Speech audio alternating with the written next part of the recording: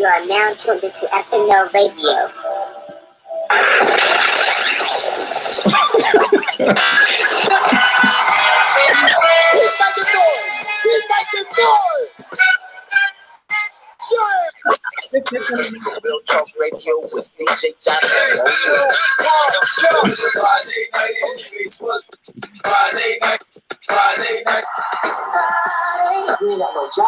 And you ain't got no shit. Hey, what is up, everybody, and welcome to FNL Radio. People, cheers up to you all with some wine tonight and Monique's glass of water. It's your boy Doc. A Sprite. Oh, that's a Sprite tonight. Got a little sparkling lemonade, lemon lime soda real quick. Yeah, I had a little Canada Dry lemonade mix. Had a can of that in the refrigerator, you know, letting it get chilled. Then I was gonna pour it in my wine glass for the show, but my husband came home and I'm drunk it. So okay, I went to the next thing, which was some Sprite. So okay. But of course, people, it's your boy Doc and got Monique on the other end as well. Hey, all my loves, how's everybody doing out there on this Sunday night? Yes, people. So we are back with another episode. We've been consistent now. The show's supposed to start at 10 o'clock. I had some technical errors on my end, though. I feel like it's coming back to me, though, because of the fact that I still have not updated. If you all just heard the intro, Monique gave me hell earlier because she sent me a whole GIF and everything. And Monique hardly sent GIFs, so you know. The intro will be up as soon as possible, everybody. I'm not going to promise, but I'm for real and been working on it. Apparently I got a message on my MacBook that my storage space is very low. So it's like the iPhone. When your iPhone say, you know, you got no more storage space, you can't take no more pictures. That's what my MacBook is doing right now. So I need to find my external hard drive and transport a lot of stuff to it so that I can update this this intro for the show. So the coins that you stole from me over the years, I would be able to just buy up some space, because just like you said on the iPhone, they typically ask you if you want to purchase additional space. So I'm pretty sure your MacBook did the same thing. But you should have enough money to do so. I'm just, you know, not counting your coins in your change purse, but I'm just going by what I've seen over the years. Sip on a little Sprite. I can't drink this wine. Hold on. A little sangria action tonight, everybody. Now, never mind what Monique said, because this is about a $2.97 wine from Walmart. This is Oakley. Expensive palette. No, this is Walmart $2.97 palette right here. Damn, $2.97. $2.97 damn sangria at Walmart. That's a lie. That is not a lie. I'll go grab the bottle. I promise you. But what is that? Sutter Homes? No. What's the brand? Oakley. Same difference. Southern Home Taste is actually a little cheaper than. No. But so you are admitting that it's not cheap.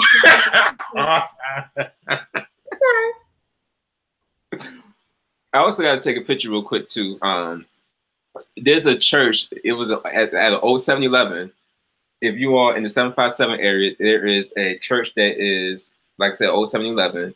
It's going down, I want to say Campus Stella. And the church, I promise you not, on the outside it has whatever the name of the church is, and underneath it just say Pastor Reggie. I don't see a last name or nothing to it. So that's not my church. But to the Pastor Reggie, that's the pastor of that church, I'll be happy to attend and do a sermon for you a few good Sundays, if you will. So there is a church out there that has Pastor Reggie, not sure the denomination or whatnot. Like I said, it's in the old abandoned 7-Eleven. So, you know, I'm not for certain what they do there. I don't see no cars out there, so I'm not sure what type of membership they have there. But I don't see a lot of people there. I'm pretty sure I'm going to get my tithes and offering back to me. So I won't be on. I don't think I'll be in attendance to that church, but it's nice to see that there's not a Pastor Reggie out here in these streets in the 757. But as we always do, we can review everybody. My week has been pretty good. I have a headache tonight, so I, because of you, I love you all. I'm doing the show, but I do have a headache. I know this hat is not helping anymore. I had a little hangover situation last night, but it was not because of that. Allergies were real out here in these streets today because I was out in the sun, in the blistering heat, running errands for my parents, and my head still rings right now. I don't think this wine is helping any, but let my grandma tell her. She came up with this theory a long time ago that she heard on the news somewhere or somewhere on TV that if you drink wine, you'll get sort of a headache. She also said chocolate is good for your heart. So if grandma says it must be Bible, so I just listen to the theories there. Another thing I did today too as well is Food Lion that's on. It's over now, but Food Lion on Kentsville Road and James Boulevard. And I saw your post. Huh? I saw your post. Oh yeah. So I love a good bargain, and I went with my mom too, and she loves a good bargain as well. That's where I learned my couponing skills from. That Food Lion, it used to be in our old neighborhood where we used to live at when we moved to Virginia, and that's actually was my first job, my first documented job at 16. So my first documented job at 16 was at that Food Lion. Well, that Food Lion had 75% off everything today because they're closing it because Centera bought that Food Lion and they're doing something with it. So I bought a lot of stuff, and I purchased a good amount of everything from frozen foods to home good items to snacks and everything.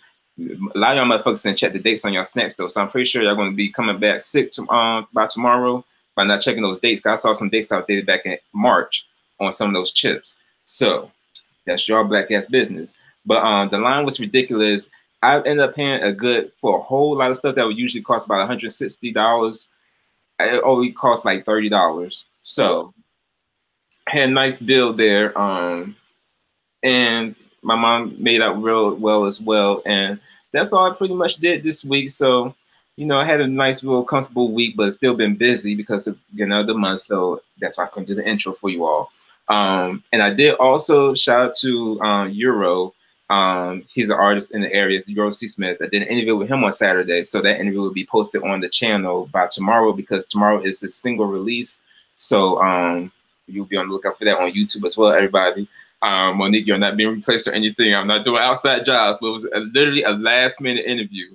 I felt like how Charlamagne was called to do Kanye West interview last minute. That's how it was with me. It was just a last-minute thing that just happened yesterday. So, well, that's funny because I've been getting notifications all week long about random been posted to YouTube. I wasn't going to say anything about it, but now that you've mentioned it. Very strange. My aunt told me as well that she saw several videos that you posted this week, and she was like, what, Nikki isn't on any of these. I told her I knew that. I didn't understand what was going on, but if you like it, I love it. Everybody, now you all know you've heard documented here on the show as well, where we said that we're going to be doing. I had to go to Richmond. We'll be doing some videos soon with this new season. So yeah, you can scratch that idea out, but there's nothing happening. There's no outside shenanigans, nothing. It was just a show that I just did an interview.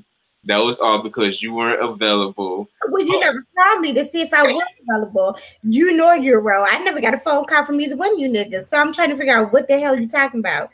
But it was a last minute interview, like spur of the moment, last minute. So when we have more interviews on the show, Monique will be a part of it because Monique has been a part of our interviews we've done before with. Well, I only did one.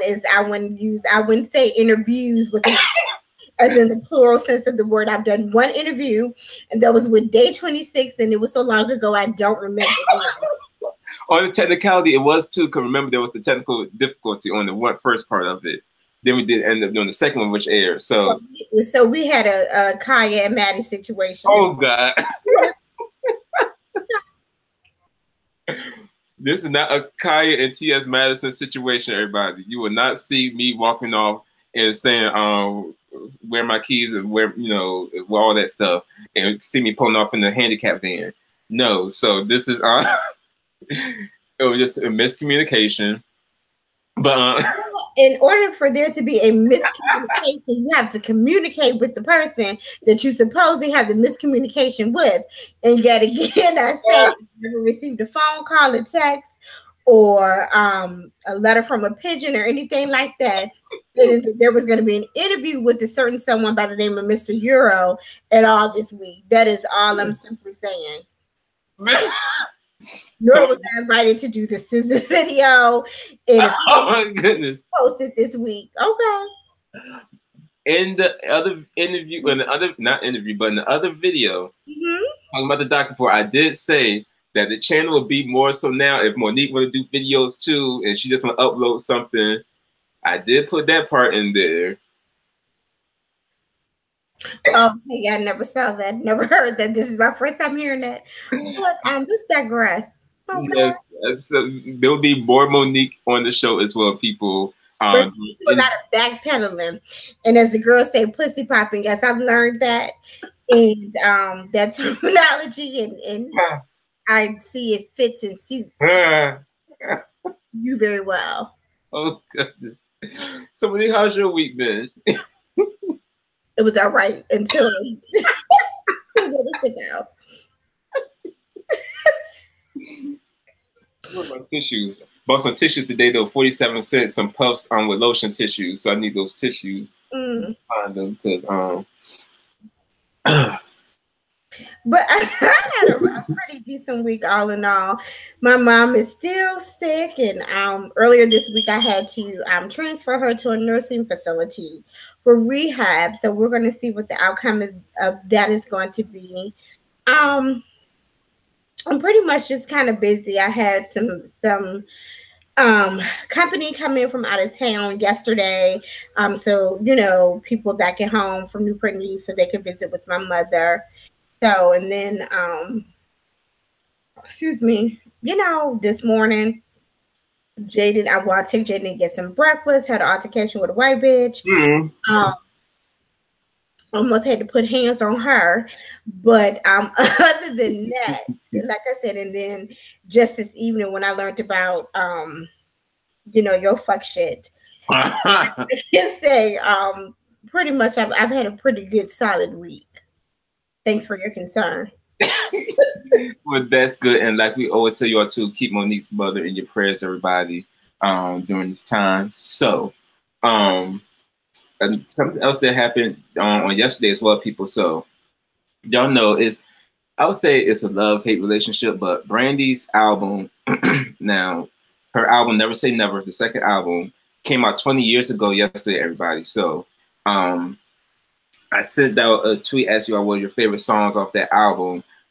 Some of y'all said Learn the Hard Way, Almost Doesn't Count, Have You Ever. One of my favorites was the actual song Never Say Never, the title track, and the intro was the shit as well. And Angel in the Skies was always the shit as well, with the raindrops in the background, Joe singing his little harmonies up there and stuff.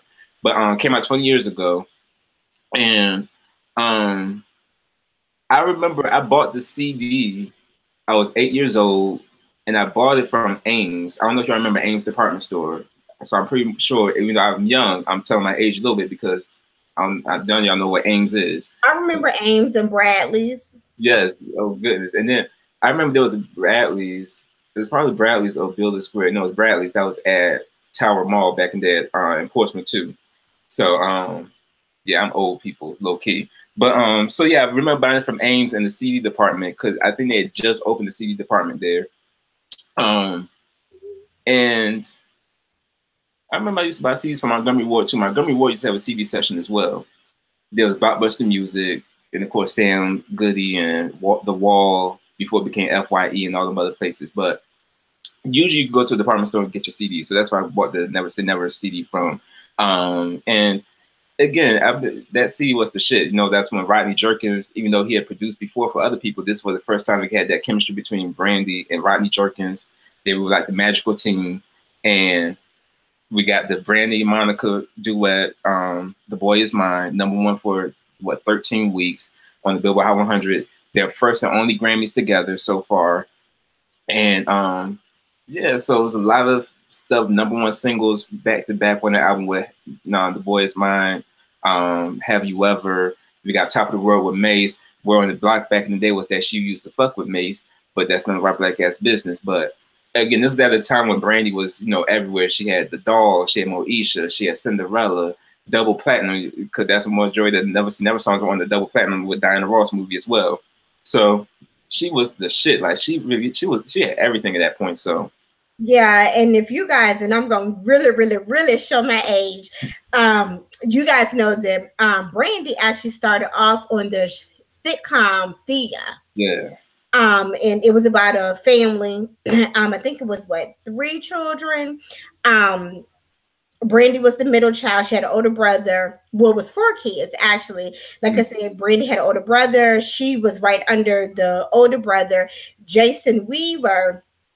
And you guys know him from Drumline and Smart Guy. He's kind of famous for those 2 things. And then they had a little brother named James, and it was about pretty much a middle class family. Their father had died, and their mother was a single mother, worked at the grocery store, and trying to provide for all of them. That's kind of what we first heard and learned about Brandy's vocals. And you know, I knew from watching her then I was a fan. So that's where Brandy kind of first started off. But like you said, that was it, and I'm telling you, this particular CD, that was when music was music and CDs were CDs, not these little 6-7 tracks, EPs, if you will. But this is a 15 track, pretty much with a few interludes type of album. And like I said, Angel in Disguise was one of my favorites. Of course, The Boy Is Mine was one of my favorites. Have You Ever? Top of the World. So like you said, a lot of Almost Doesn't Count. So like you said, a lot of back-to-back #1 hit singles on the charts. So definitely big up, shout out to you, Brandy. I'm a ride or die #1 fan. And you guys know that Brandy credits Whitney Houston. She states that Whitney Houston basically inspired her to sing. So again, you know, because I'm a diehard Nippy fan to the day I die, so obviously I'm a Brandy fan and I'm here for it. But you know, definitely congratulations on this album turning 20 years old. Something that's pretty much, I look back, I told you guys, I guess a few months ago, look back in my little old CD case, and then there that CD was sitting right there. And then I had the Boys Mind single as well. So I got the single and then I got the album, you know, afterwards. But definitely one of my all-time favorites. Like I said, a lot of hits on that album, and a lot of my favorites on that particular album. So again, congratulations to you, Brandy. I hope I can see her in concert one day. So yeah, that would be dope, because she always come to 757, and like I said before, I regained my, I guess you could say, love for Brandy again, because we had a slight falling out. She did block me on Twitter. She did unblock me though, so I guess we're back on good terms now. You know, I had some things to say about her back in the day on the show, but at the end of the day, like I always said too, I'm still a Brandy, you know, fan, you know, at heart at the end of the day, because, you know, she's someone I grew up listening to. And again, the Brandy album, the first album, you know, that's when at the theater between Moesha getting ready to be started and stuff like that. And I still had the VHS tape when Moesha first aired on UPN in '95, and I still have, like I said, the Brandy Never Say Never album. I even had the flop album, Human. So that shows you that I'm actually a Brandy fan, because, you know, hey.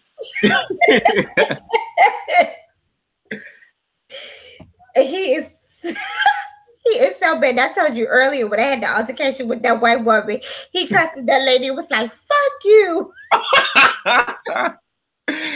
And this is Monique's son we're talking about, people. So he made a little guest appearance just a few seconds ago. Yes, it did. Ran back because he heard my husband coming up the steps. This is supposed to be in bed, sleep. Yeah, plus I think he wants to fight me, so that's why I'm trying to make sure that. Oh yeah, he did tell you, but then he was gonna whoop your your A word.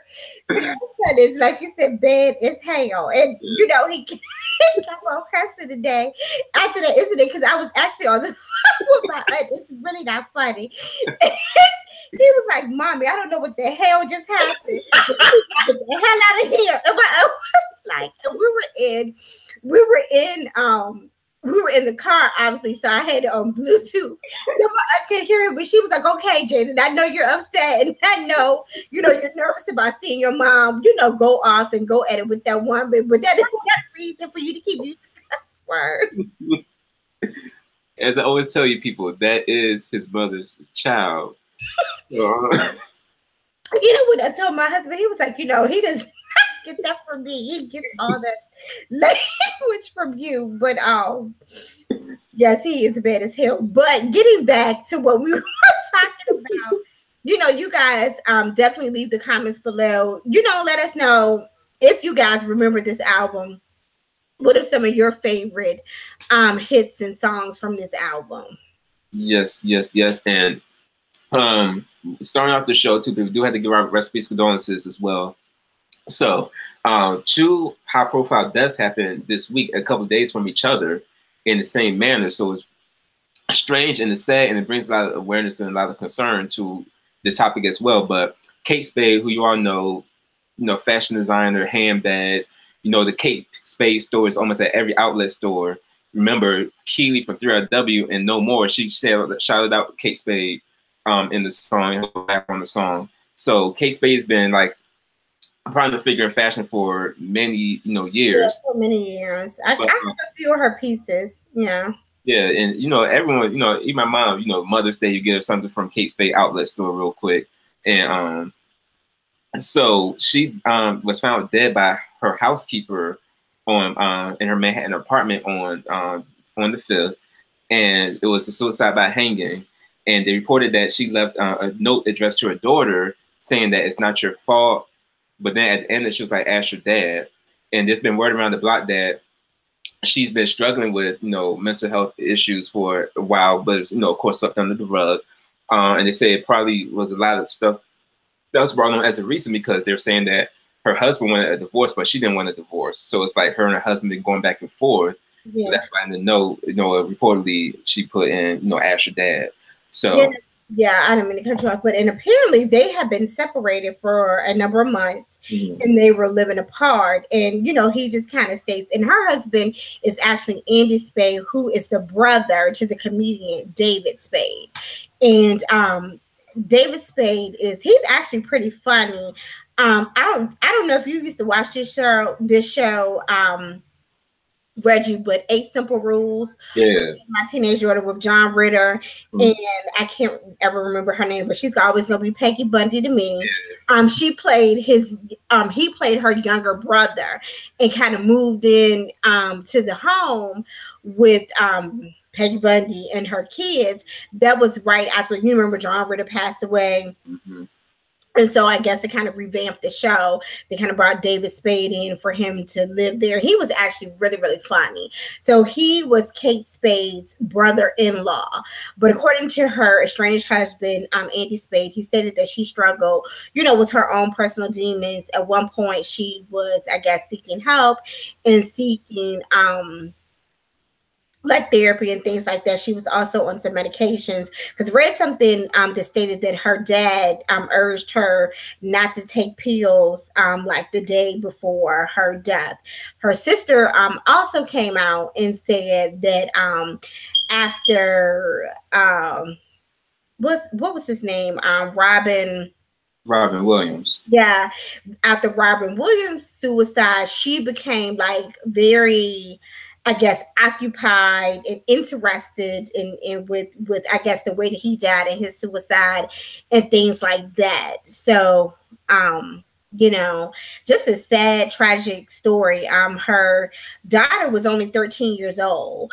And the other thing is, this was a billionaire. Kate Spade was a billionaire. I mean, she built an empire. When we look at the show Empire, that ain't got shit on Kate Spade. And just to kind of think, not that, this just kind of goes back to that age-long saying, money doesn't buy you happiness. With all the things that she's acquired and accumulated over the years and all the things that her money could buy, she still had those, personal demons that she was struggling with. And again, we always tell you guys, if you know someone that's struggling with mental health issues, you definitely should check in somewhere and get those things under control. I mean, because mental health is a real thing. It runs rampant and it is a bitch. And it just kind of makes you do things that you wouldn't otherwise do. Look at who's some of the other people. Donnie Hathaway, love him. Mm-hmm. He struggled with his own personal demons, hearing voices, seeing things that weren't there. And as you guys remember, he committed suicide as well and jumped out of a window. And it was like a high-rise, building. All from struggling with his own personal demons and things like that. Phyllis Hyman was supposed to have that show, went into that, went into her hotel room, told her crew, wake me up before the sound check. And when they went in there to wake her up, they found her dead. She committed suicide by way of overdose. Mm-hmm. So, again, definitely you guys have got to check into your psyche and try to get those things under wraps and under control. And I don't know, before the end of the show, we'll also probably give you guys some information on the suicide, abuse hotline and kind of where you can go for locally. We'll kind of do the 757 area, 804 area if you do, have some issues with mental illness. Yeah, because it is a real thing and it is a struggle to deal with and try to get your emotions under control. But definitely rest in peace, the case made, bitch. I hope your bags don't go up. I know that's selfish in me. Maybe it's gonna be a nice little sale. Yes, because I need another computer bag, bitch. Yeah. But again, I could use another laptop bag. Yeah. But again, definitely, so sad. She was only 55 years old and she leaves behind her 13-year-old daughter. So yes. Prayers up for her daughter and the rest of the Spade family. Yes, and then another person we lost a couple of days after Kate Spade in the same manner as well by suicide by hanging is Anthony Bourdain. So for all of you know, I'm a foodie and I love food, but Anthony Bourdain was like one of those people I love watching the shows because he actually traveled the world and, appreciated different cultures for their food and then just say, oh, I'm just going to take this back to America and just, do whatever. Like he actually goes to their countries and go to like their huts and things like that, or go to your city and embody the culture and just, appreciate the food that's coming from that culture. So we've seen him on Food Network. He had a show on Travel Channel. He had a show on CNN as recently. And so he was in France doing an episode of his show, Parts Unchanged. And he was actually, one of his friends was worried because he ain't coming out for dinner. And he, remember to go check on him and everything. He was found dead from a suicide. And the body bore no signs of violence, and that the toxicology test would determine whether drugs and medications were involved. Like I said, he was working on this show, Parts Unknown, in Strasbourg, France. And again, it was a sad thing because it goes back to what Monique was just saying, how you can have all the money in the world and everything of that nature and all the fame and stuff, but there's something that's underlying. And with him, you don't really hear much about him having any issues, because it always seemed like on the show he was carefree. He was traveling the world. He was doing what he loved to do. He ate food and showed different cultures, foods and things like that. It made you want to travel, made you want to try different foods. Yeah, any normal average human being would have loved to have been in his place. Like you said, again, you can have all the money in the world, you can acquire all these things, you can accumulate all these things, no debt, just kind of be carefree, and you still have these unsettling thoughts, these unsettling emotions. So, again, definitely, rest in peace to Anthony Bourdain as well. And, prayers up for his family as they struggle through this difficult time. Because, that is a bitch. That is, not a great way to go.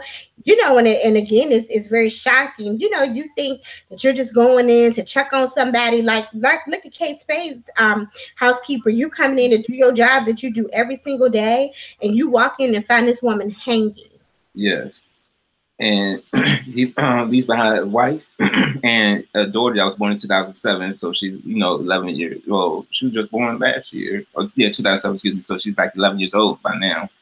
But again, that's the child that got to have that emotion now, that memory now that her father's not here and things like that. So, so it's definitely sad. And like I mentioned too on Twitter earlier this week, when both deaths happened, a lot of creatives, deal with a lot. Like we see Kanye West, who's open about his bipolar disorder now, and we give him flack and stuff like that. We call him queen and stuff like that. But at the end of the day, it made me have to realize, like, he's a black man, and we here on the show we always talk about wellness check. We always talk about mental health, especially in the black community, because a lot of people sweep that under the rug when it comes to black people. They say, "Oh, you're being crazy, you're acting out, you're doing." Yeah, there's just a stigma.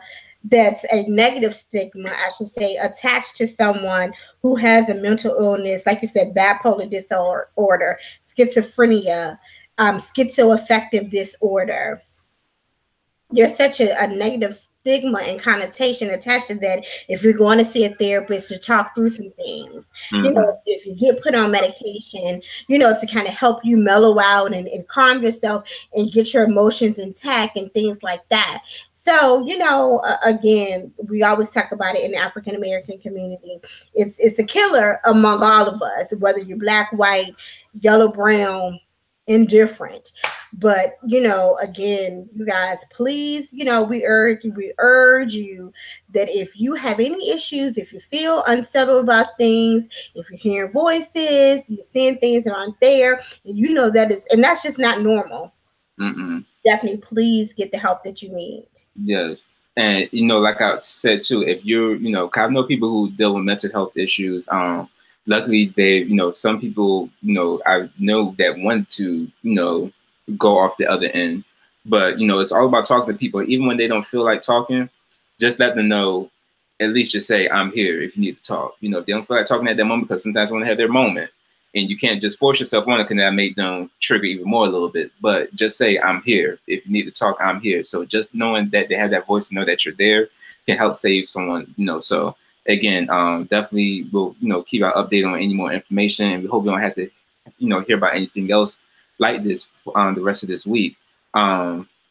Speaking of black mental health issues, so Kofi, I can never say his last name, Sorobi or Sorobo. From Queen Sugar, and he was in Girls. Yes. So he's 24 years old, and he's actually releasing a short film aptly titled "What WTF is Mental Health" to help further the dialogue in black communities about taking care of ourselves. So definitely, if you all want to check that out, I'm trying to see if it's online right now. It's on YouTube. So you go to YouTube and just type in what the fuck is mental health.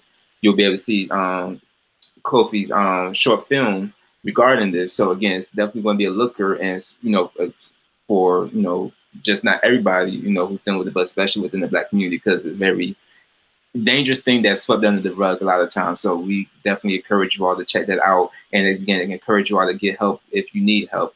Definitely. So let's see here. So now moving on to our next story. So I didn't hear the story, and Monique put it on the list. And when I saw what the name was, I was like, oh, here she go again, Aunt Viv. So the MacBook photo booth filter professional that she is, and the Blacktress that she is, the original Aunt Viv, the black one, Janet Hubert, and it's going back to suicide as well. But apparently she's blaming somebody that she always going to have a beef with for the rest of her life. And Cardi B used to say forever. If you're going to have beef, you're going to have beef forever. That's what she's doing right now. So what is this situation going on with this black Aunt Viv, the Blacktress that's known as Janet Hubert? Well, I guess recently, Janet Hubert's son, and I forget how old he is or his exact age, but I do know that he was in his early 20s. Apparently recently, he also attempted to commit suicide. His plan failed. He is still alive, so that is a good thing. So, we thank God for that. But apparently, Oh, Auntie Viv. She had a few choice words for Mr. Will Smith. So basically, to kind of sum things up, she basically stated that Will Smith, tried to well, basically, he's the source of all of her problems. And now it has trickled on down to her son, and he tried to commit suicide. And she basically was kind of like, are you happy about that? So she says, Dear Will, you destroyed my life with your lies. And then she had you in all caps. You win. My son is in the hospital. Hashtag suicide attempt. Hashtag fuck the world.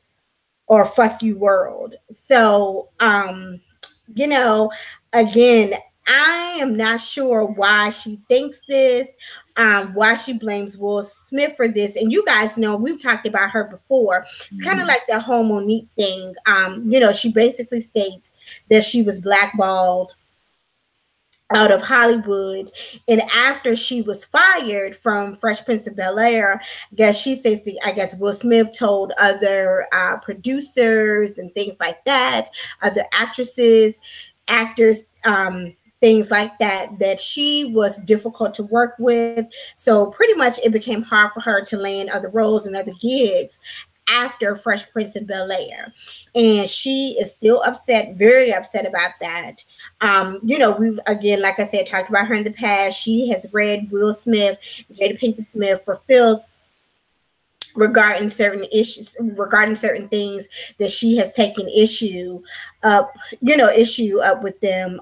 One being when Jada Pinkett-Smith wanted everybody to boycott the Oscars because she was upset because Will Smith wasn't nominated for an Oscar when he was in that movie about the concussions and things like that for the football players. So Janet Hubert, now I was all for her with that. I did agree with everything she said regarding the fact that it just didn't make sense for her, for us to be boycotting the Oscars. I did get that.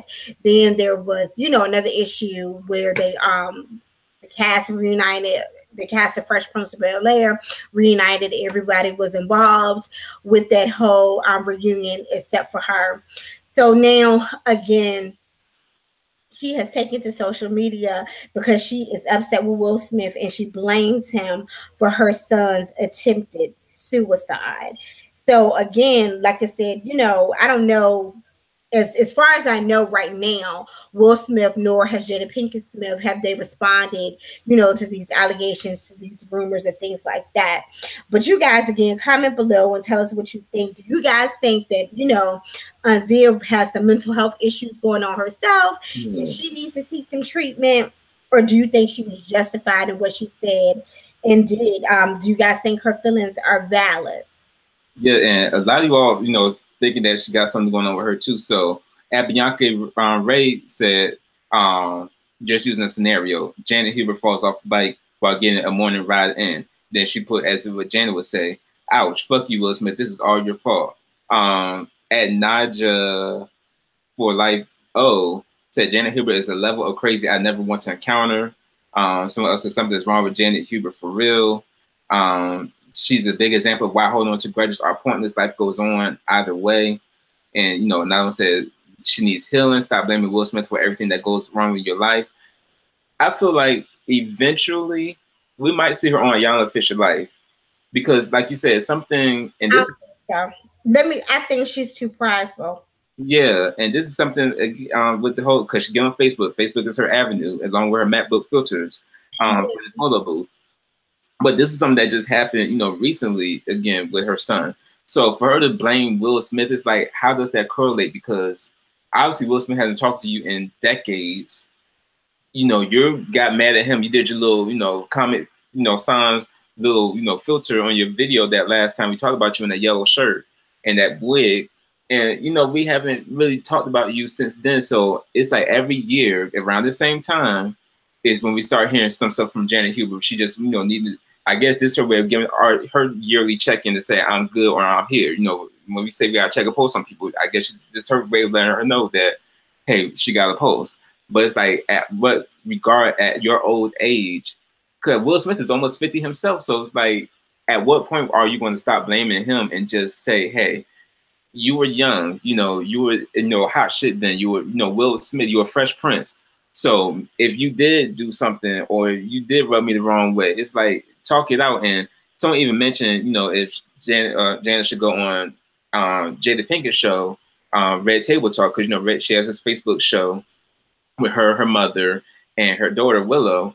And recently on last week's episode, she had, the week before, she had on Gabrielle Union. Her and Gabrielle Union had this unspoken beef for 17 years, and they don't even know what they had the beef about. So for them to squash that out, that's a good thing, because Gabrielle Union, and even before 17 years ago, she was in Bad Boys 2 with Will Smith. So it's like, did I have beef during that same time too? But they hashed it out because they said they didn't know what they're arguing about. I don't think it's Jada's job to fix this, because this is something that predated Jada. So I don't think she should be able to be the one that has to fix whatever issues going on between Will and Janet. But Janet should be old enough to be like, look, the world is short. Life is short. You never know what's going to happen. Like, you don't want to carry that baggage with you to where you're still upset over something that happened in 1992 or 93. And here's the other thing. Since then, the posts have been deleted. But this is what I was going to say. Even if she felt like that, and again, I can't say what did or did not happen. I don't understand why there would be something that you would be discussing with your son anyway. Yeah. You see where I'm going with that? Like, God forbid if I was an actress and, I lost my job or whatever. And, obviously, and again, I don't know, but we've never heard about her being on hard times. You know what I mean? We've never, seen pictures of her standing in the welfare line and all these other things. So, I think that she was able to at least take care of her child, in some capacity. But again, like I was saying, if I was an actress and I all of a sudden lost my job and I wasn't able to make ends meet and to care for Jaden, and I felt like Reggie was the cause of it because he posts videos, without me, makes all these coins without me. He never lets me know what's going on. And then all of a sudden I'm fired from the show. That's not something that I would be discussing with my young child and letting him know that somebody else was to blame for that. You know what I mean?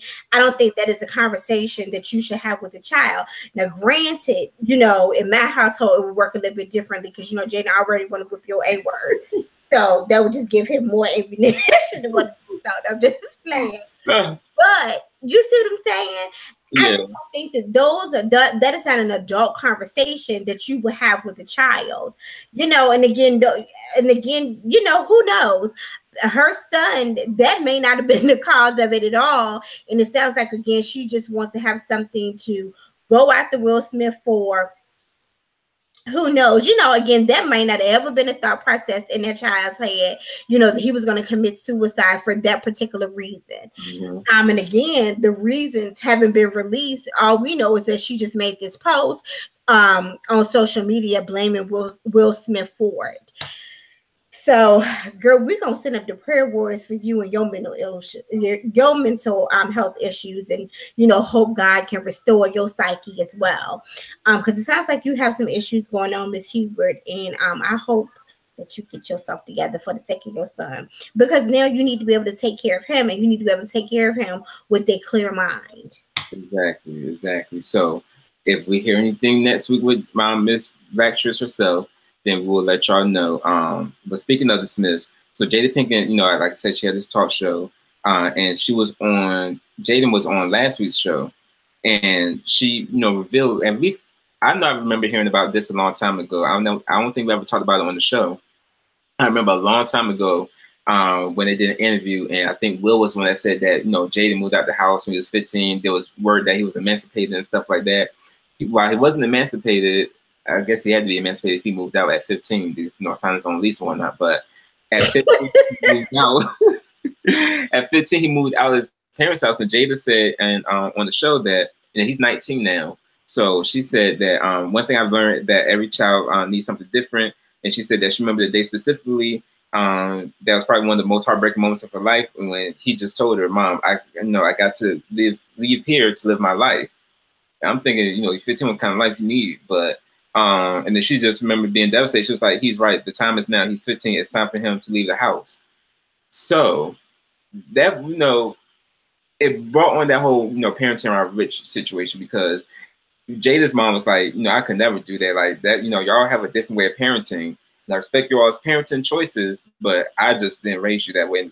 She's from Baltimore, Will's from Philly. Like, you weren't raised that way. So I see it's one of those things like the lifestyle. They weren't brought up in the lifestyle that they're bringing up their children in. You know what I mean? Like I said, you from Baltimore and you're from Philly. So again, they didn't have all the luxuries and the accommodations and the riches that their children have. But it has always been talked about that, they just kind of let those kids do whatever they want to do, whenever they want to do it.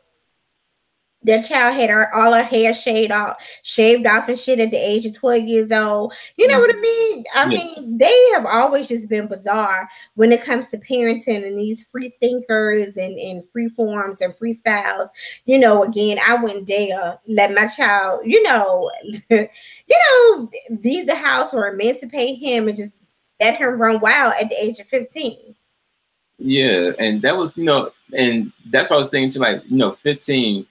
At least, if anything, you have a big enough house, build a guest house in the back or put them in the shed or something. But, 15, that's still like a fragile age for a child, because for one, he's supposed to be in school. And, I don't think he's that smart where he, was one of these 13-year-old black kids who, graduate high school early and go into Harvard or MIT or what have you. Yeah. He in a high school diploma and a bachelor's degree on the same day. No. Exactly. But it's always been rumored that they just kind of let those kids do whatever. Yeah, and I know for me, I was 17 when I went to college, and I was nervous about that, even though it's from a place I'm familiar with. But it's like I'm living on my own now in my own dorm at 17. Like, I was nervous as hell. So again, it's that comfortability of as a parent. I'm not a parent yet, but I just feel like, how I was raised, I want to at least mirror that for my kids, but I'm not going to, let them just do whatever, because we're in a world right now where you can't do whatever, because if you let your child even just skip school for a day, anything can happen. So it's like they're not mentally set, even though they may think they're grown in their head, at 15, because, all 15-year-olds, we thought we were the shit. We thought we were grown. We thought, we could do whatever. We thought we could sneak by and do this, that behind everyone's back. But it's like now, it's like as you get older, you start to realize, like, man, I'm happy that I had that, shelter a little bit. They gave me a little freedom. I'm happy I had that little shelter, because the way life is set up and the way everyone is out here being crazy, at least we know when to guard back and not be a part of that singing and stuff like that. So, it's parenting around rich, but, again, it brings the question, like, would you? Rumors he was living. Well, I don't know if it was a man or a woman, but he was living with somebody and they were, like 5, 6, 7 years older than him. Yeah. I can't remember if it was like either some type of female model that he was supposedly dating. And I can't remember if it was a female or a male. Nonetheless, like you said, at 15 years old, you are not ready to take on the world and be living on your own. I'll never forget, and this was earlier this week, Jaden, he now knows how to use the house key, like to actually put it in the doorknob and turn it. And so we were coming in the house and he said, "Oh, mommy, now that I know how to use the house key, don't you think at 15, I should be able to stay here by myself and do whatever when you guys go to work and stuff like that?" And I was like, "No." He was like, "Well, am I going to go to a babysitter at 15? I said, "You just might. We never know. We'll see what happens. We'll cross that bridge at 15 when we get there. But if you still have to be at the babysitter's house at 15 years old, you would do that. If you're still going to aftercare at 15 years old, that just has to happen." Yeah, because he'll need it. But because I was going to ask you, if he came to you at 15 and said, if he looked down to you and said, "Mom, I'm moving at 15," because he's going to be taller than you. So if he looked down at you at 15 and say, "I'm moving out," to be now. That's 7. What would your feelings be? Yeah, that's not gonna happen. We're not even gonna start that conversation because it's not gonna happen.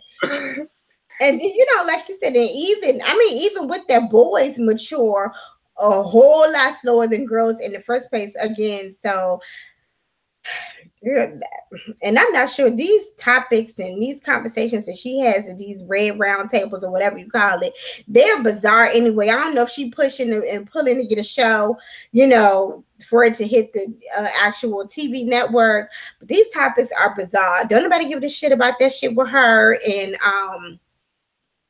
Gabrielle Union. And then you know, and again, you know, and just like the little girl came out, a few weeks ago on the show and told her that she had been cutting herself. I mean, again, do you think that is something that is appropriate conversation to have on a web series? Yeah, it's like this stuff that's supposed to be in the house, and I can't imagine. Yeah, there's stuff that, you know, our parents may not ever know that we've ever done or anything like that, or they may have known but they just don't bring it up. But it's like if these supposed to be your kids, and as young as the age they were at, you at least supposed to have an eye on them to know if they were cutting themselves, if they were self-harming themselves, if they were depressed or anything like that. So that brings to the question, like, what were you doing as you're supposed to be a parent? Fighting with Gabrielle Union. She don't remember now. But my thing is, I mean, in those things, and granted, those things are something that you may not know. But again, it's not appropriate for you to come tell me while we doing a podcast. Mm-hmm. You see what I'm saying? Yes. And it's like, these are like, if you're just now finding out stuff about it, at least have that kitchen table talk first before you put the camera in the pot. Like, who does that? Like, what kind of bullshit is that? Again, like I said, they've always let those kids run wild and run rampant. It's not a secret. Again, that's just not an appropriate conversation that I would want to know that my kid, you know, years ago used to, you know, self-mutilate. Mm-hmm. And you tell me that on the podcast and you think that I should be okay with that? Exactly. And see, the nigga in me would have jumped up and slapped the dog piss out of Jaden. That's just me. Exactly. So anyway, so I'll see. I actually, you know, I'm watching on Facebook on Mondays when I'm at work, so I'll see what she do next. But I think tomorrow she's talking about the first time she knew that Jaden lost his virginity. Yeah.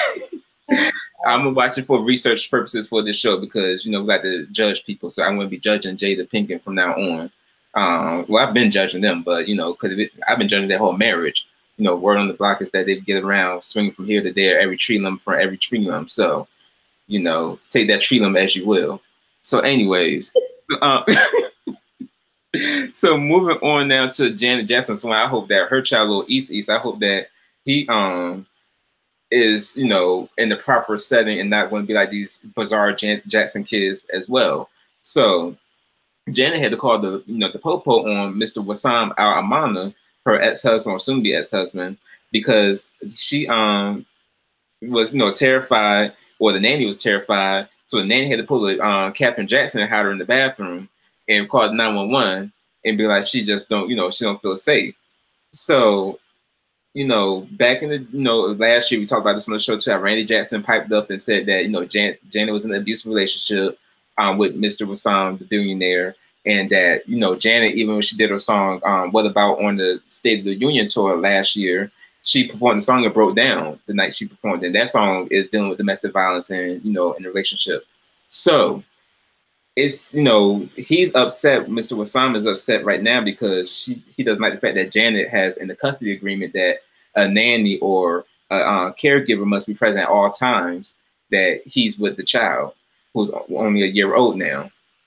So, I mean, this is, I mean, I guess is the right thing.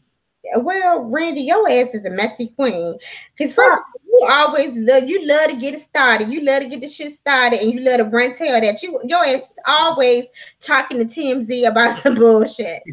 But yeah, again, like you said, he was keeping the child at the what is it? At a hotel, Nubo. What is it? Nubo or some hotel starts with an N. Nobu Hotel. And again, like I said, in the custody arrangement, it states that a nanny has to always be present. But what I couldn't understand was why the nanny running in the closet and hiding. Why you ain't call the police yourself? That's what I understand. Why? I mean, still call Janet Jackson, but why didn't you call the police first if you were that scared and you were that fearful and you were that terrified? Apparently, she states that I guess Janet Jackson's estranged husband, his behaviors were aggressive. She never basically, she never went into exactly what he was doing. She just stated that he was acting aggressively. And so this happened. I guess they said she called Janet Jackson about 9:15 p.m. And then Janet Jackson, called the police. The police came over, did a wellness check. Baby East, seemed to be fine. Again, I probably, I don't know. I think if I was Janet Jackson's estranged husband, I probably would have fucked that nanny up. I mean, because again, you're going in the closet, you're hiding. If you were that terrified, why didn't you call the police yourself? Exactly. If he was acting that aggressive, you left the baby, like you went in the closet and hid, and you was, not in eyesight of the baby. Mm-hmm. So it brings back to the money thing, the power of money, where low key, if he wanted to off this nanny, he could. So Janet, you might gotta hire a whole new nanny, a whole new caregiver, and everything, because he might offer top because she snitched and called the police. And, again, if he was aggressive towards you, Janet, I see why you call the police, because of the fact that, that's, he has a history, allegedly. When we say allegedly, we're not trying to get sued here on the show by a billionaire. But it's, it's one of the things where you need to go back to the custody agreement and be like, or to the courts and say, because you're out there in London, because this is where this whole thing is going down. And just say, I don't feel safe that he should even get any type of physical custody with my child. I need to be there visited with him. Like, he's going to get visitation, like 4 hours out the week or something, where we have to be in the same room at the same time to make sure that he's good. You need to call on the playpen with little East, cool. But him going home with you with a caregiver, because you might threaten the caregiver's life now, because you probably got them guys on deck. So, no. So, Janet, pipe up. I know you like to talk at, a very minimal mouse level, but pipe up when you go to talk about this man. Speak up and, protect ECs at all costs. So you didn't waste, 50 years of life to, have another baby and actually claim it. So make sure that you're going to have your baby around. Yeah. Brandy Jackson, go sit your punk ass down some goddamn way and stop talking to goddamn TMZ. Where did you run tell that when your cousin had Catherine ass locked up and took away her jitterbug phone? Did you run tell that shit? Go sit your ass down somewhere and stop running your goddamn mouth. Exactly. Or when one of them other brothers, I believe it was Tito and Jermaine, they both had the same wife, they shared the same wife. So the kids are like cousin brothers. Sister, cousins. Nasty as hell. But cousins, y'all need to sit the hell down somewhere. Y'all need, speaking of wellness checks, y'all better do a wellness check on Catherine's ass. Yeah, and on Paris' ass too. Paris out here giving rides to bums and streets and stuff like that, hitchhikers, and getting her debit card stolen and shit. But hey, hell, do a wellness check on Blanket. That little boy has not smiled a day in his life of his 13 years after Michael tried to dang him across the balcony. That little boy cannot smile for nothing. So I need to check on him too, because he looks like he's on the dark side. And he looks like he's a Hot Topic emo shirt away from jumping over a bridge. So y'all need to make sure y'all check on Mr. Blanket as well. Almost 15 years old, still named Blanket. So, where's that information, Randy? So anyway, so moving on now to Lil Wayne. So Lil Wayne and Birdman, his bootleg daddy / alleged lover, or whatever you want to call it, whatever. But he got partner.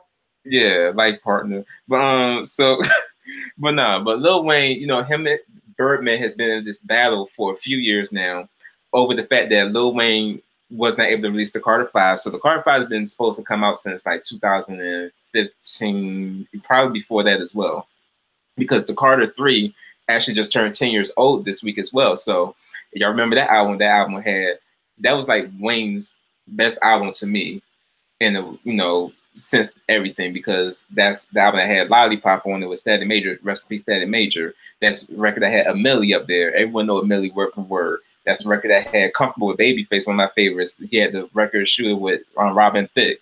And so, or Tie My Hands for Robin Thicke as well. So it was like all those records were the hot shits on that album. So he's been in this whole battle. No one remembers the Carter 4 because they had the How to Love record on it, but this one, Lil Wayne was kind of dimming a little bit. So, he was trying to come back out with the Carter 5, and Birdman, Cash Money always tried to block him. So he sued them for, I think it was like $50 million a couple of years ago. It fit for $51 million, claiming that the record label violated his contract terms and withheld millions of dollars after reportedly, repeatedly delaying his album, The Carter 5, and not giving him his royalty pays for, his artists like Nicki and Drake on Young Money. So the delay of the album was an $8 million advance and $2 million once the album was released. Sources also say that Wayne walked away with the settlement upwards of $10 million, but that figure was disputed. They've been seen hanging out a few times back in March. I think we talked about that we didn't talk about it on the show because we were on hiatus, but they say that they've been cordial and they've seen each other, but it's like a real basketball wise moment. They both had some hostile moments towards each other. There's still that energy in the back, so they're like Evelyn and Tammy. I was just like an Evelyn and Tammy romance. Yeah. Okay. So and then so in the court settlement, Wayne also is going to be able to be released from Cash Money. Yeah. Universal will release the Carter 5. But I forgot all about the Carter 5. Exactly. So it's like, there's a lot of things that comes up. So it's like, Birdman and Wayne have had this relationship. Like I said, Wayne damn near, calls Birdman his daddy. Like they both sound like my daddy. Like he's been there since he was young. Since The Block Is Hot, when Wayne was like a little high, he was a short man already, but he was like 11, 10 years old when he met Birdman. He always had that father figure in him. When his locks was just combed twist. Exactly. Very fresh off the grain. He had the cornrows and he did just the cone twist. And then now, he got blonde tips and everything under the sun. And the lean is a real heavy thing too. Cause I saw a picture of Wayne and Birdman in March, and Wayne, these seizures are not going to keep, not going to stop you. Keep sipping this lean. Now you had the double styrofoam cup and that plastic looking ice. That only means one thing, that you're on that lean, sir. Do you want to be around for Reginae and her wedding to young wife and Lucci? So you got to make sure that you are, present with us. If you want to release this Carter 5 album. And then brings it to, like, the Carter 5, like I said, was supposed to release a few years ago. So are we going to get that dated ass material on this, release? Like, this was going to be, hey, I'm just going to give y'all this just to fill this contract, and y'all can just take it as like a previously unreleased type of album? Or are you going to go back in and record some more tracks for Universal? And I know that he was trying to do a deal with Roc Nation and Tidal, so I'm not sure if that's still on the table right now with Jay-Z, because remember a few years ago, almost 15 years ago at this point, he was supposed to sign with Def Jam and with Rockefeller with Jay-Z. But then he upped this deal with Cash Money, and from there he created Young Money with, again, Nicki Minaj and Drake and other artists. So it's like, what happens now? Are you still going to be present in the Cash Money circle because, in the Young Money circle, because although you're the president or you're the owner and the founder of Young Money, that's still under the Cash Money umbrella. So Cash Money still gets everything from Young Money. So it's like, how did y'all work those deals out? So again, it's, it's sad, and, but I mean, I guess Wayne can only go up from here because now he's finally free. That's been the hashtag, Lil Wayne is free. Because he's been in this thing for a minute now. So, congratulations to you, Mr. Carter. You finally got your wish.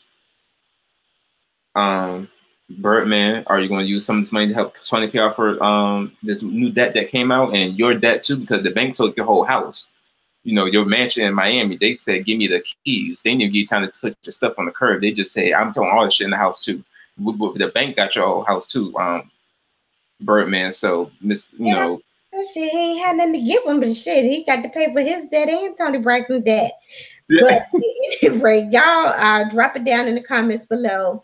Let us know what you guys think about our Wayne winning.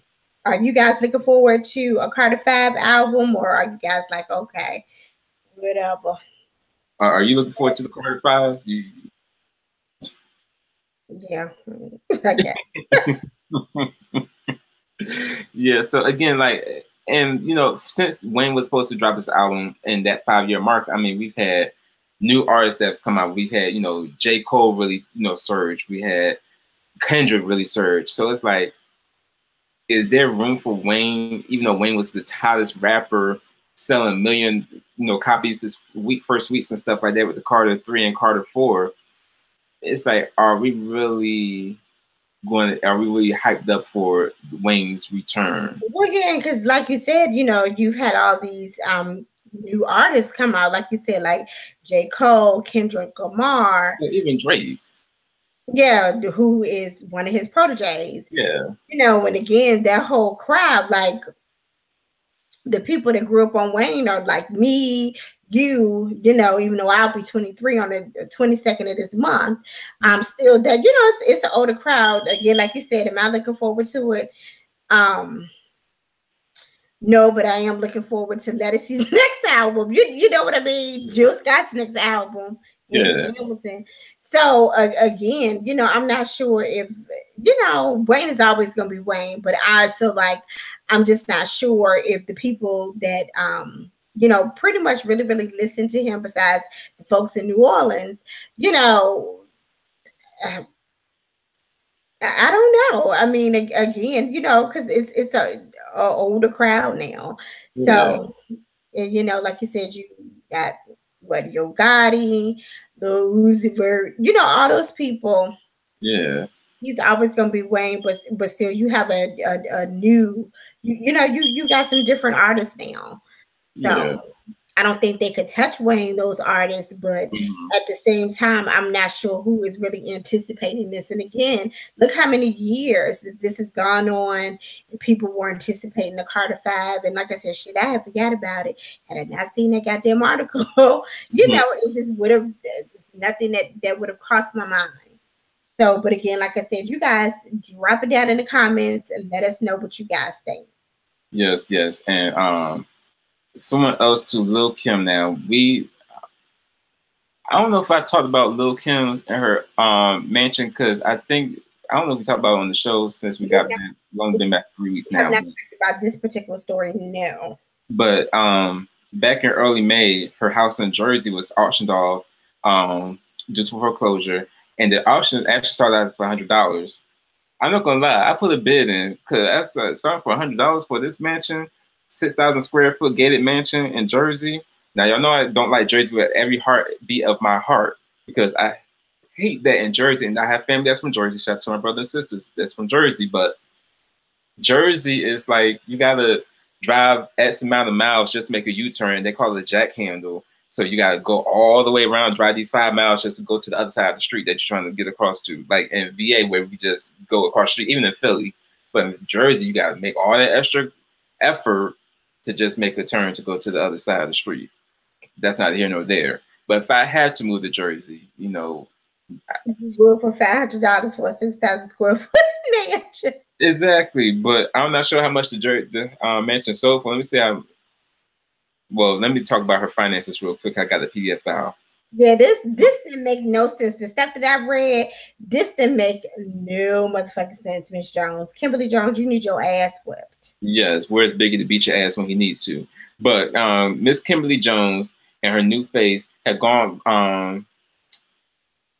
She filed for Chapter 13. Yeah, Chapter 13. Normal people like us file. Yeah. She owes more than $1.47 million in back taxes. But the New York Daily Post also, or New York Daily News, reports that she also owes more than $4 million in secured and unsecured debts, and $664 in late mortgage payments for her $2.3 million house, which she bought back in 2002. I'm pretty sure Scott Storch parked that house, but that's not my black ass business. And in the court PDF files, Kim says that her income has dropped substantially in the last few years, from $823,000 in 2016 to $398,000 last year. She now lists $18,000 as her monthly income, $12,000 of which goes towards expenses. So her $2.5 million in assets include a 2000 Mercedes worth $4,200. Well, damn, $4,200 for a Mercedes in 2000. Hell, my 1998 Chrysler Sebring was more than that. She ran that bitch into the ground. Yes, that would be the value. Exactly.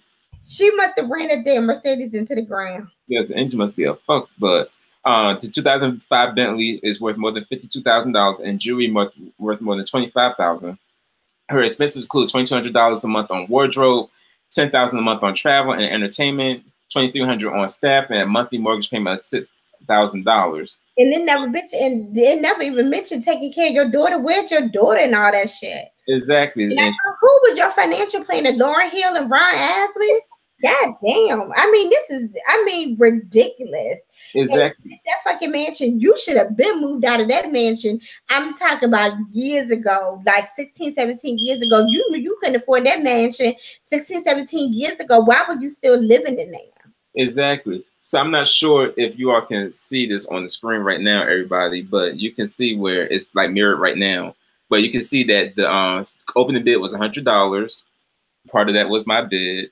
And it's on 39 Timberline Drive in Alpine, New Jersey, in Bourdain County. The occupancy status is unknown. And the bid was actually, the auction is on June 29th. So if I had to take a trip on Friday, June 29th, and skip work, because the auction starts at 2:00 p.m. at the court. You know, when they auction out for house, I'm in the homeowner association management for a few years now. So I know that when it sounds funny on paper, but they be legit about it. When they say if someone on foreclosure and their house is going up, for sale, they actually mean on the front of the court steps at the courthouse. They mean that shit.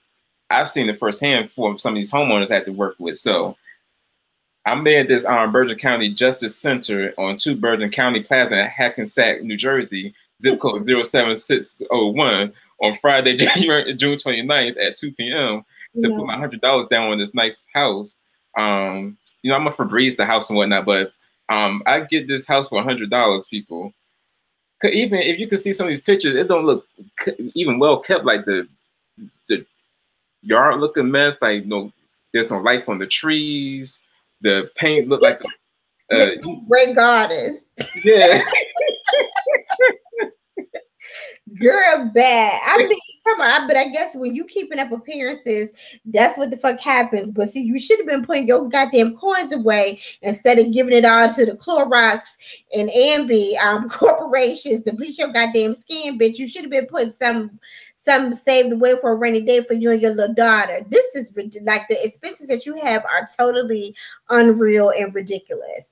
Exactly. And it's like, for you, again, showing our age, growing up in the era when we know Lil' Kim, it's like even at her, when she was, I don't want to say dying down, but even like 2003, 2005 time frame, you see her making an appearance on the show here and there. You see her hosting the show on MTV or BET and stuff like that. It's like she's still viable to even do this stuff. Like even if she need to be on, well, her daughter's too young to be on Growing Up Hip Hop, but if she had to do some type of show, like, like rap game with, Jermaine Dupri on Lifetime or something, or be on somebody's reality show, be on Love and Hip Hop, get Mona Scott to get you a Love and Hip Hop check or something, because working for Remy. So, and y'all both went to jail. Remy shot her friend in the stomach for a missing Louis Vuitton purse and $1,000, and she did her 7 winters and 8 summers. So it's like, you just saw someone get shot outside Hot 97 and you lied, but you went to jail in Philly, but you should have like been capitalized off of that. Like there's been so much stuff that you could have capitalized off of just from coming back into the scene. Like this whole Nicki beef really ran her into the ground to where everyone hates her. And then when she started with these Black Friday mixtape lives, it was like, okay, Kim, now you just played yourself and your others, and so it's like she could have done so much. She could have had a reality show on BET or something, but now she auctioned out for a house for $100, and I hope to bid on this house on June 29th at the Bourdain County Justice Center on 2 Bourdain County Plaza in Hackensack, New Jersey, zip code 07601 on Friday, June 29th at 2 p.m. I'll be there with my $100 in the crisp bill. Monique, do you want to put in for this bid for this mansion? You got it. Put you down my coins. Oh goodness, but anywho. So moving on real quick to another has been. So in the I haven't heard from this guy in anything since he was on Smart Guy, and I know he had a show on Bounce TV, but I didn't know he was out here causing trouble in these streets. So this show on Bounce TV, that don't it still come out? Wow, don't it still come out called Family? It's Family Ties. What do we do, baby? I don't know. I saw like Family Time. So I saw 3 good episodes, and that was it. It gave me Tyler Perry, not so funny-ish type of vibe. So I didn't really stick around for it. And plus, Bounce TV on the cable, it doesn't come in HD. So it just gets my whole tuner because I was tuning the HD channels. But Omar Gooden, who y'all know is the brother of Cuba Gooden Jr., was out in Vegas having a fight and stuff like that. No good comes to you in Vegas if you've gone off the juice. Ask OJ, the juice man himself. So Mr. Omar was out there in Vegas. I guess he got a little too turned. He got in an argument and he started yelling homophobic slurs. So what's this whole situation with Omar? Well, so apparently, like I said, he was in Vegas. He was actually at a restaurant, like a pizza place. And so basically he started getting nasty with the person that was serving him because he states that it was taking too goddamn long for his goddamn pizza. And again, I get that, but it ain't necessarily the person that's serving you fault. Yeah. But at any rate, he must have been heckling the server. So apparently a guy that was supposed to be like an off-duty cop said something to him for giving the server such a hard time. And so he got into it with the guy and he started, again, shouting and screaming all these homophobic slurs. Like he called him a faggot several times. Things like that. He kept on like telling the guy, come on, and kind of insinuating a fight. Like he wanted to fight the man and was telling him, calling him a bitch and stating, that the guy wasn't going to do anything to him. And so obviously there were several witnesses. In the restaurant. It was pretty late at night, but still, I think the restaurant, obviously had a few people there. So, apparently, I can't remember who kind of de-escalated the situation and was able to get both of them to calm down. And Omar Gooden basically stated, I was hungry as shit. And again, I was a little uptight because I couldn't get my food fast enough. I mean, you would kind of be upset too, if you order food and you have been waiting and you was hungry as shit and it was late at night. So he states, I guess, him and the man that he got into it, they both apologized to each other. He apologized to the server.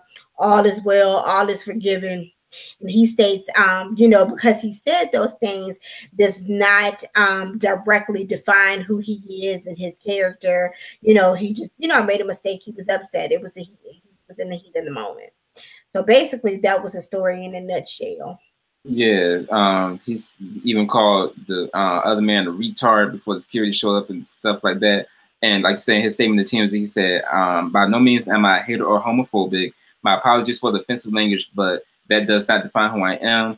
We calmly communicated, worked it out, and all was given.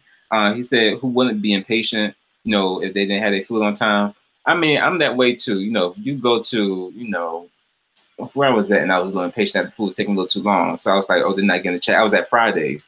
So, me, Omar, just what you should just do. I know you get impatient, you get hangry and stuff like that, but take it from me.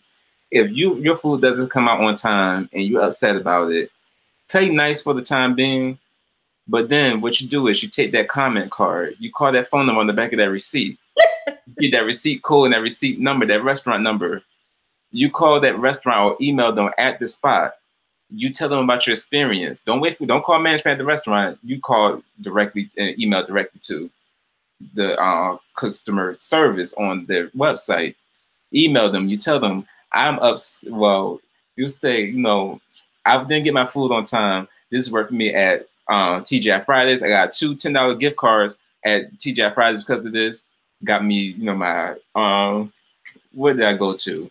Chipotle. Got 3 Chipotle meal cards off of that. Yard House gave me some $50. Where I go recently too, That Wendy's, they gave me something because I was like the food was taking too long. IHOP. So, you know, again, it's not that I'm scamming or nothing like that, because it's not a scam. This is like a customer. I'm paying my hard-earned money. Professional. It is a scam because you named at least 7 restaurants. And that you tell it this has all been recent. So it sounds like this is a professional gig for your ass. Not a professional gig, but no, but just, you know, you don't have to be so upset, and you don't have to, you know, you just have to wait, you know, just wait and, you know, wait it out, and then just basically do what you have to do in that way, you know, by contacting them. But, you know, again, what would Cuba Gooding Jr. do? Would Cuba Gooding Jr. act a mess like this too? Because, you know, Cuba Jr. Gooding likes to, you know, partake in how you're doing activity as well. So, you know, at least, you know, I guess that's all it's forgiven, like you said. And no word what Bounce TV would do for that show, but, you know, Bounce TV don't have enough original shows anyway, so I'm pretty sure they're not going to fire him. You know, these were the same motherfuckers that obliged to still continue to play episodes of The Cosby Show, even when we didn't know Bill Cosby was guilty. So you can't take Bounce TV too seriously like that. I mean, the only other thing they're good for is a few blockbuster movies here and there and the Dove Awards, but, you know, or the Trumpet Awards or the Stellars. But, you know, it is what it is. So now with our last story tonight, everybody. So y'all orange president himself, Mr. Burnt Cheeto Trump, was upset at the Philadelphia Eagles because they didn't want to come to the White House. So this is an example of when you get real big mad over a situation that, you know, you knew better from jump. So as I told you all, or as you all know, you know, Philadelphia Eagles, they won the Super Bowl back in February, first time Super Bowl champs and everything. So with the Super Bowl champs, they, you know, are able to go to the White House. Well, the Eagles, you know, said that we'll send a few representatives, but all of us as a team are not going to be in attendance to the White House because of the way the president, you know, stance on certain things, like the kneeling of the knee, being low, not even low key, but being practically racist and, you know, advocating for racism and whatnot. So they didn't want to go. So the president put out a press statement from the White House regarding it, and let me see if I can pull up the little quote that they had here, because he was well, he calls himself canceling it. So in the statement, he says that a small contingent from the Philadelphia Eagles was scheduled to visit the White House to celebrate the team's Super Bowl victory, but he canceled the visit last Monday. He says in the statement that Philadelphia Eagles are unable to come to the White House with their full team to be celebrated tomorrow.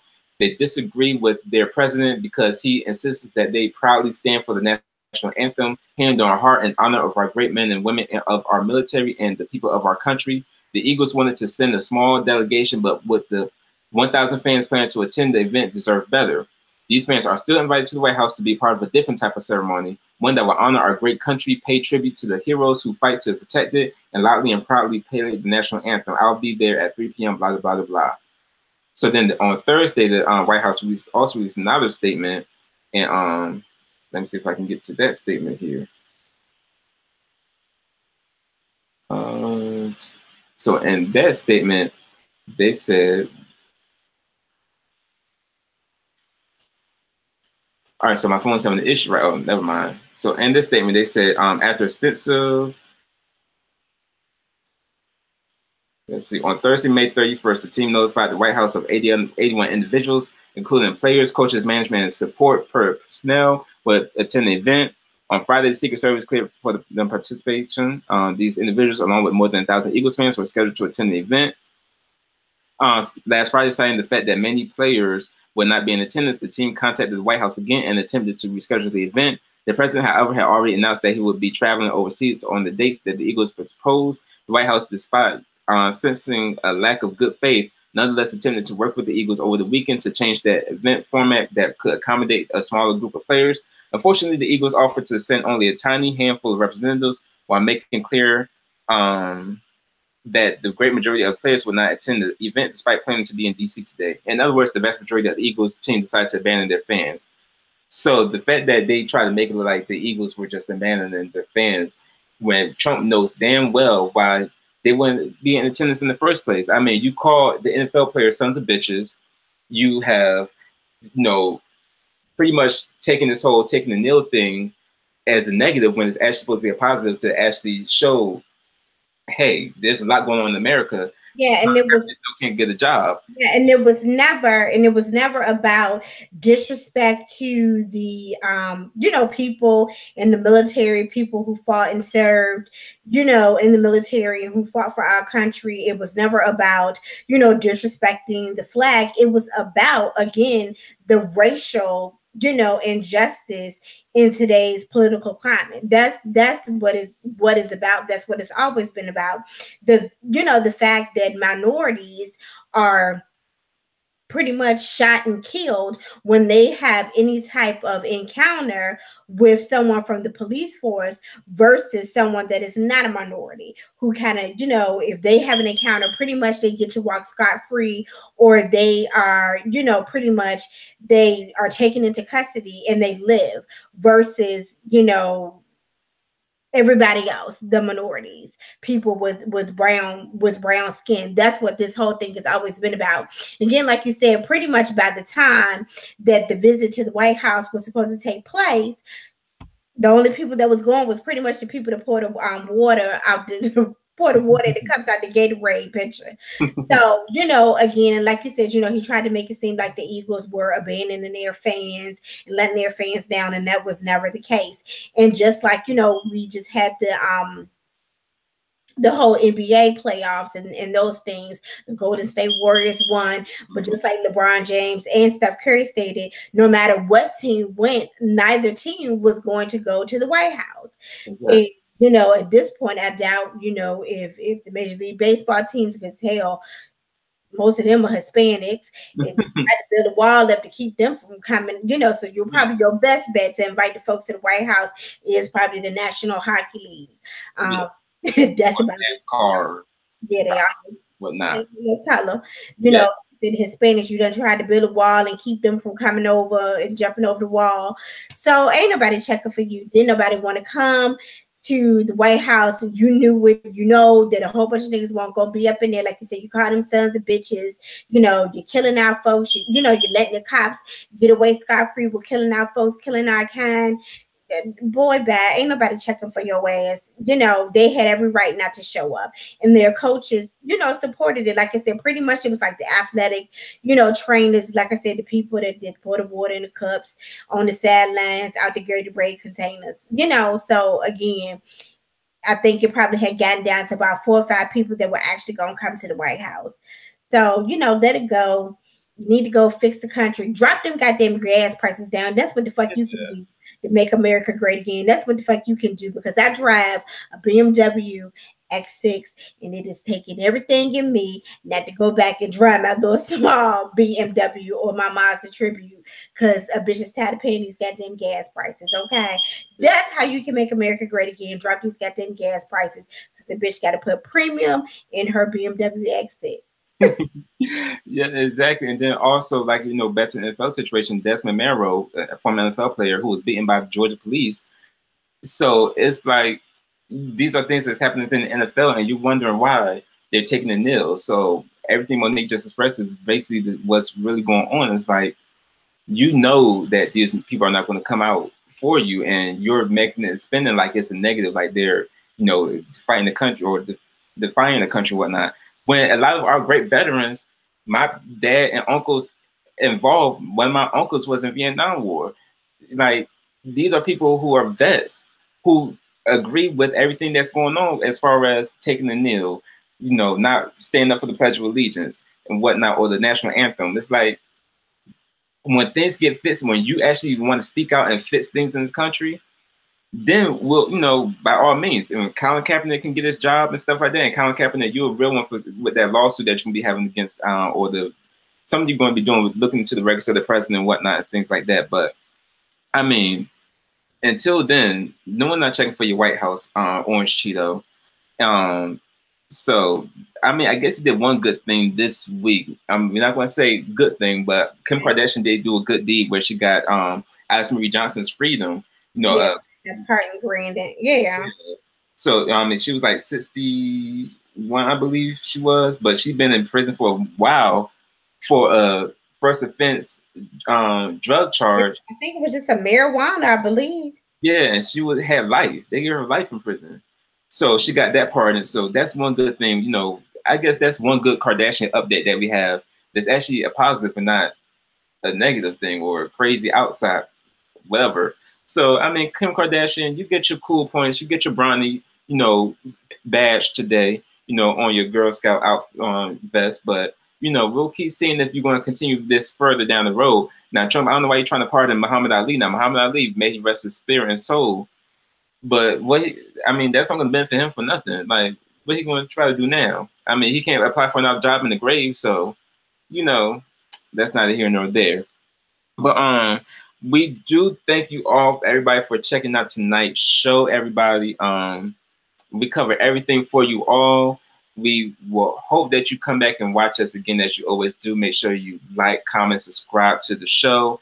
As I stated before, there will be the interview with Euro showing on the on this channel tomorrow. Monique and I have been planning videos because the BET Awards are at the end of the month this month, everybody. So we've actually need to try to figure if we might even do like I'll drive to Richmond, do a BET. You know, that would be nice and interesting and fun. And but I gotta think about that Monday too, because I gotta go to work that Monday. We'll converse about everybody, but we do thank you all for supporting FNL as always, everybody. So I hope you all had a great weekend. I thought that you've done a video independent of me. No, and no. But but we do definitely love you all for watching as always, people. So have a good rest, good start to your week, everybody. Tomorrow's Monday, so get those Monday blues out the way already. Drink and turn one last good time tonight, everyone, before the start of the week. I'm going to rest my head with this headache. But I do thank you all again. Like I said, continue to comment, subscribe to the show. And y'all have a good rest of your week, everybody. Don't bust people's heads with bottles. Use your motherfucking words, people. Use your motherfucking words. And you all have a good rest of the night, everybody. And peace. Peace.